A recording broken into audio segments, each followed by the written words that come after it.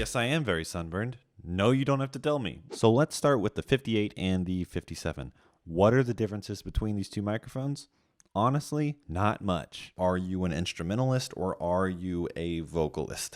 Because besides that, these are basically the same microphone. Yeah, okay, this is the 57. It's got a pop filter on it, and we're gonna get into that a little bit later. The reason that distinction even exists in the first place is the SM58 has a pop filter on it, and the SM57 has what they call a resonator cap on the top, which is really great for putting this up to instruments really close to the capsule. So there are some differences in the frequency responses of these two microphones, and that primarily comes down again to the headpiece put on the capsule itself. So the SM57 has a boost in the 6K, and that is primarily due to the fact that it does not have a pop shield on top of it. Therefore, those high-end frequencies aren't quite as muffled. Now, with the SM57, you'll also find that you have an increase in proximity effect. When I get closer to this microphone, you're going to hear more bass response than you would on an SM58 because of the fact that I can get closer to the capsule itself without a grill being in the way. Whenever you get really close to the 58, you're getting closer to the capsule, but you're not actually getting as close to the capsule as you would on a 57. Beyond that, they have the exact same internal schematics. In fact, I call them the twins, so that should tell you. So if I had to boil down the difference between a SM58 and an SM57, it is merely the fact that this is more tailored for vocals and the SM57 is more tailored for instruments, even though if I just take the 58, lovely sound, right? It's a weird looking 57. Conversely, if you guys have seen me on the channel before, I can put on a pop filter, preferably one nicer than what I have now, and you've got a 58. Now that brings us to the third microphone in this video. Ooh, the infamous SM7B, the internet's favorite microphone. The microphone that the internet will always and forever perpetually defend. The microphone that every famous YouTuber and podcaster uses. The microphone that must be the best microphone of them all because Joe Rogan uses it. Don't get me wrong, the SM7B is an amazing, amazing microphone, but it's also expensive. And I promise you, you can get very similar microphone sounds out of the 57 and the 58 for a number of reasons and for a much cheaper cost, a quarter of the cost. Look, I have gotten a lot of comments about the fact that in my other comparison with the Shure SM7B, I did not use a cloud lifter. Guys, you do not need a cloud lifter. It's nice. It's a nice luxury to have, but it is not necessary. I know it's going to make some people upset to find out you don't have to spend an extra $200 in order to make this microphone function, but you don't need a cloud lifter. Yes, it is true that an SM7B takes up more gain than an SM57 and an SM58. In order to bring the Shure SM7B up to optimal levels,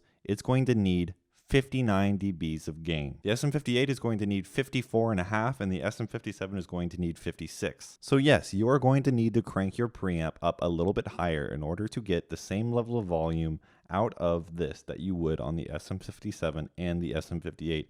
Therefore, it is a little bit more noisy. But for this video, I did a test using Isotope Insight in order to find out just how loud my preamps were when cranked to the optimum level to record the Shure SM7B, peaking at around -18 to -12 dB. For this review, I have done a screen recording of the noise floor of the SM7B whenever it is not being spoken into, but still at optimum recording levels. You'll notice that the average loudness is -80 dB. I've recorded the sound that we'll hear now, so you can judge for yourself if that's too noisy of a microphone. Unlike other microphone reviews, I'm recording in an untreated room in a noisy city right next to the street where cars go by. You'll see in the recording there is a man arguing with another man. It is the ideal, unideal environment, and let's be honest, 80% of us, that is the environment we're going to be recording in the first place. This is going through a Scarlett 18i20 interface, and the gain level is around 430.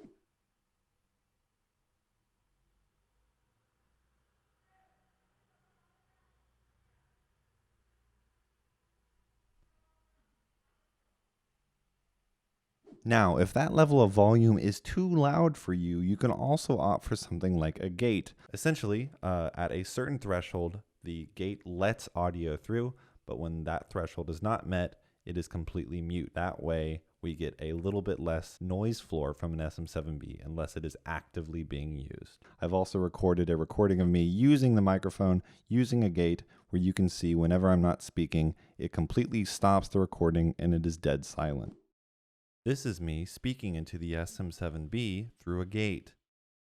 You might notice when I'm speaking, you can hear the computer running really loud in the background. This is because I'm using OBS, Ableton, and Premiere all at the same time, so it could give you a really accurate reading on how loud your computer might be running in the background of your recording.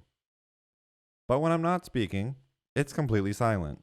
There's a lot of free solutions out there in order to make the Shure SM7B quiet, even though from the beginning it's not a crazy loud microphone. How about not spending $200 on a cloud lifter and not spending $200 on a Scarlett interface, but then combining those two budgets for a $400 interface, which is going to have a larger sweep of gain in order to bring the Shure SM7B up to an ideal level in the first place. If you are that concerned about getting the Shure SM7B to peak at around -12 dB, you might as well invest in better gear rather than getting an add-on afterward. That being said, the cheapest interface out there can get the Shure SM7B up to optimum levels.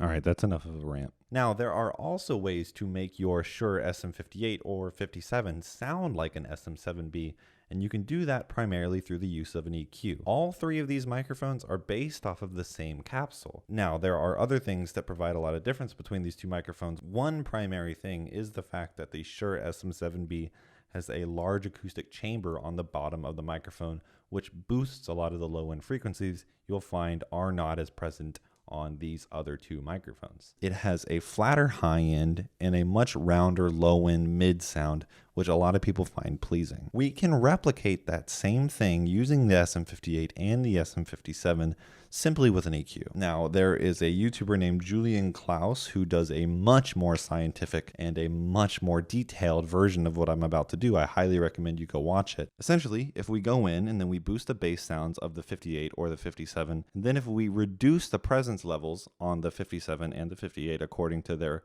individual frequency responses, we should be left with something that sounds roughly like an SM7B in the first place. And because these three microphones have a very similar capsule, they're going to sound much more similar than if we did that same operation to a completely different brand of microphone. Also, I get it. Let's be honest. The SM7B feels better. It looks nicer. You feel like you're saying something important when you're saying something into this microphone. As compared to the SM58, this is just the microphone that you draw when you don't know anything about microphones. When we were all 8, we drew this microphone. I get the idea of wanting a luxury microphone and wanting a microphone that makes you feel like what you're doing is important.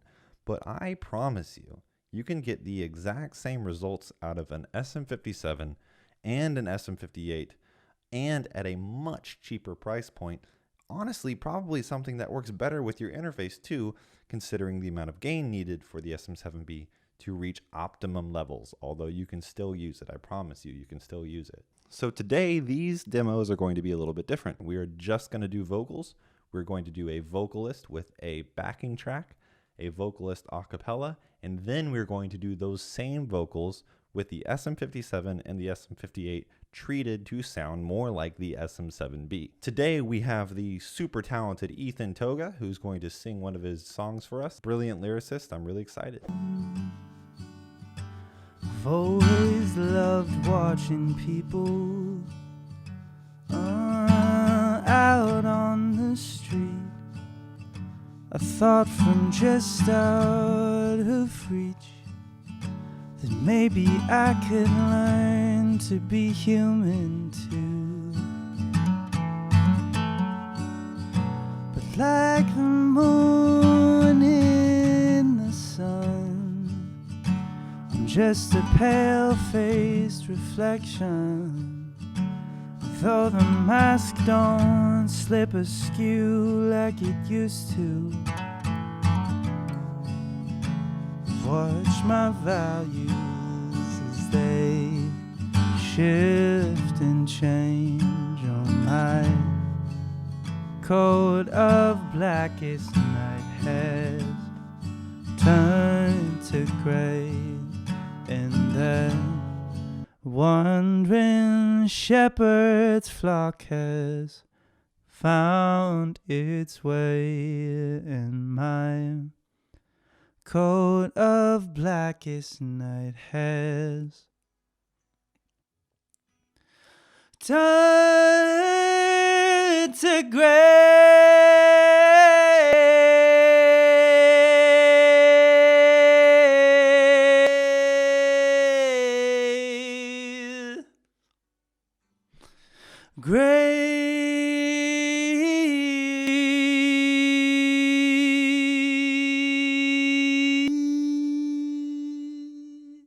Yes. I've always loved watching people out on the street. I thought from just out of reach that maybe I could learn to be human too. But like the moon in the sun, I'm just a pale-faced reflection. Though the mask don't slip askew like it used to,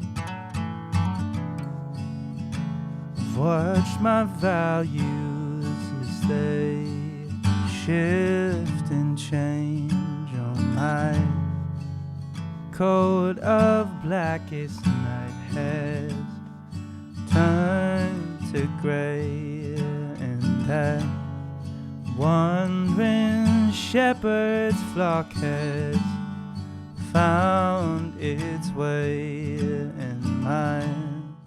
I've always loved watching people out on the street. I thought from just out of reach that maybe I could learn to be human too. But like the moon in the sun, I'm just a pale-faced reflection. Though the mask don't slip askew like it used to, I've watched my values as they shift and change on my coat of blackest night has turned to gray, and that wandering shepherd's flock has found its way in mine. Okay, that is all. I hope this was helpful. Yeah, if you have any questions, let me know. If you have any criticisms, let me know. I will see you next time, and thanks for liking, commenting, and subscribing, and I'll see you next time.